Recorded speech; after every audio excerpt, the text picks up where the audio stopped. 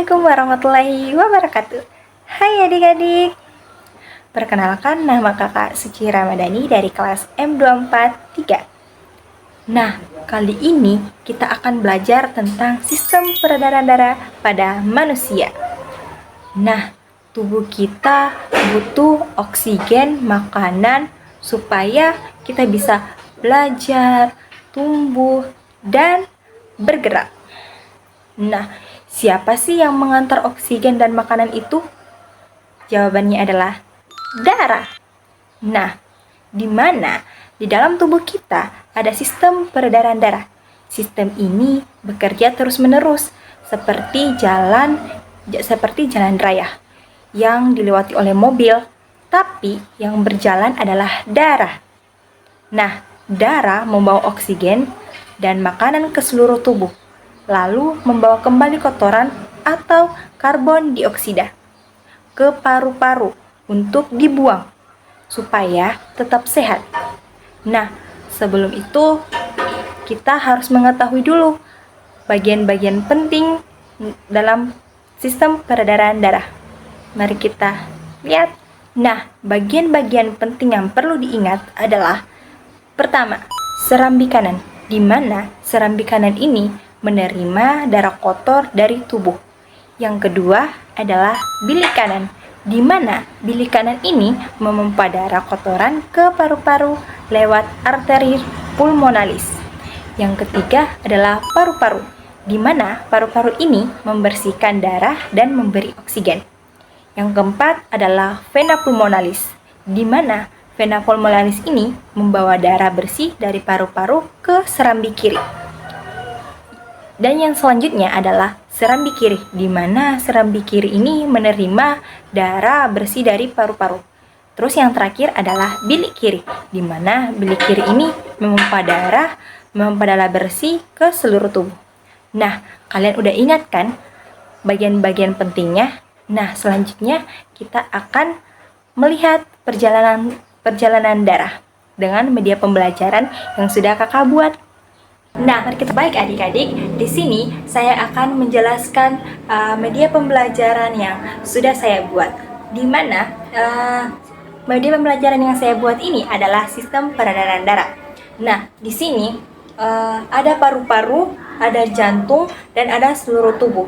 Di mana saya akan menjelaskan tentang cara kerja ketiga ini, cara kerja sistem peredaran darah. Nah, di mana dari paru-paru ke jantung itu di paru-paru darah mengambil oksigen dari udara yang kita hirup. Kemudian setelah mendapat oksigen, darah berubah menjadi darah merah. Seperti ini, berubah menjadi darah merah atau darah benih. Darah merah ini kemudian masuk ke serambi kiri, dan lalu turun ke bilik kanan. Di bilik kanan kiri jantung. Nah, seperti ini. Setelah ke bilik kiri, darah ini turun langsung ke seluruh tubuh. Nah, dari jantung ke seluruh tubuh, sekarang bilik kiri itu bertugas memompa darah merah ke seluruh tubuh. Darah merah ini berjalan ke kepala, tangan, kaki, dan organ lainnya. Di sana darah memberikan oksigen dan makanan supaya tubuh ini bisa bekerja dengan baik. Nah, setelah darah merah ini atau darah bersih ini mengalir dari paru-paru ke jantung terus ke seluruh tubuh, darah ini kembali lagi ke jantung. Nah, dari seluruh tubuh kembali lagi ke jantung.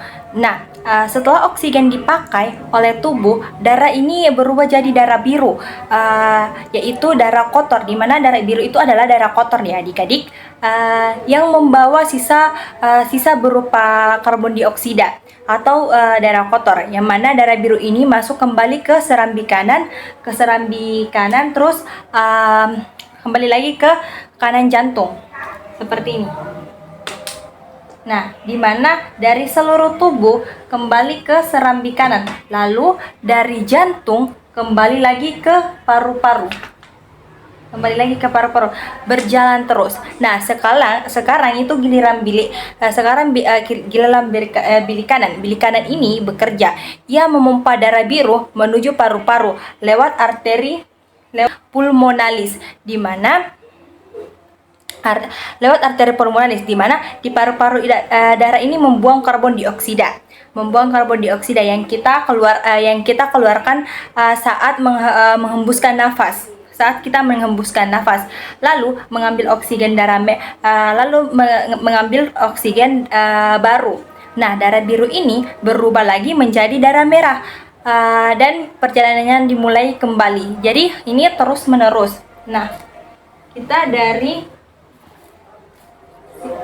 kita mulai kembali menuju darah merah lagi, dimana darah merah ini bekerja sampai bekerja dari paru-paru, jantung, dan ke seluruh tubuh. Dan setelah ke seluruh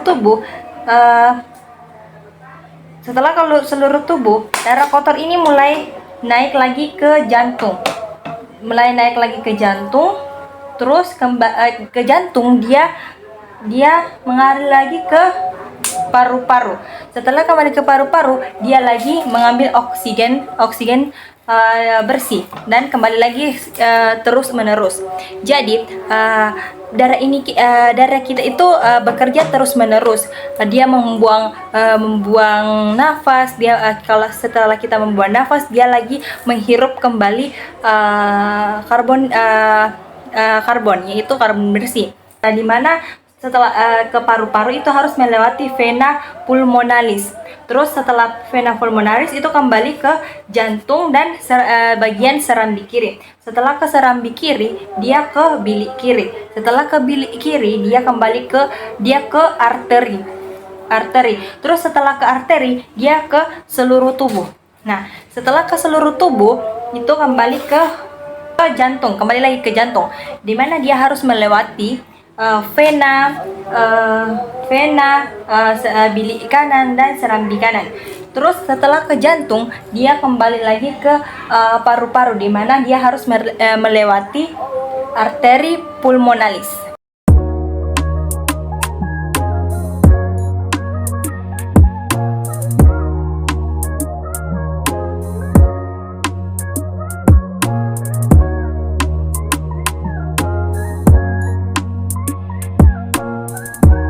Nah, adik-adik, saya akan menyimpulkan materi tentang sistem peredaran darah yang sudah kita praktekkan tadi. Nah, di mana darah merah ini adalah darah bersih yang membawa oksigen. Kemudian kita perlu dicatat, darah biru itu adalah darah kotor yang membawa karbon dioksida. Nah, kemudian kanan jantung itu bekerja sama dengan paru-paru. Terus kiri jantung itu bekerja sama dengan seluruh tubuh kita. Nah, perjalanannya itu terus menerus, di mana di mana paru-paru ke jantung ke tubuh, terus jantung ke tubuh, terus tubuh ke jantung, terus ke paru-paru lagi. Nah, adik-adik, itulah sistem peredaran darah dari manusia. Darah kita itu tidak pernah berhenti, terus berjalan. Dia tuh terus berjalan. Nah, ia bekerja siang dan malam supaya kita bisa bernafas, bergerak, belajar, dan tumbuh sehat. Nah, itu tadi ya penjelasan dari kakak. Semoga adik-adik mengerti dan semoga suka dari media pembelajaran yang kakak berikan. Bye-bye semuanya. Assalamualaikum warahmatullahi wabarakatuh.